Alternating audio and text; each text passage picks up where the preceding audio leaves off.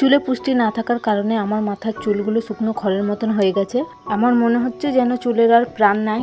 অল্প হেনা একটু তেল দিয়ে ভালো করে মিশিয়ে চুলের মধ্যে লাগিয়ে নিচ্ছি। হেনা আমাদের চুলের জন্য খুবই উপকারিতা, চুল ভালো থাকে আর নতুন চুল হওয়ার সাহায্যও করে। এখন কিছুক্ষণ এইভাবে রেখে দেবো যতক্ষণ না চুলটা শুকিয়ে যায়।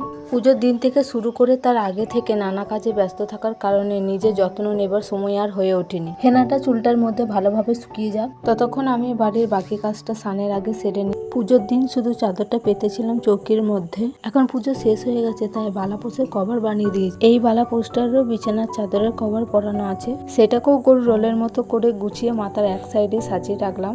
এখন একটা একটা করে গায়ে ঢাকা নিয়ে চাদরগুলো গুছিয়ে নিচ্ছি।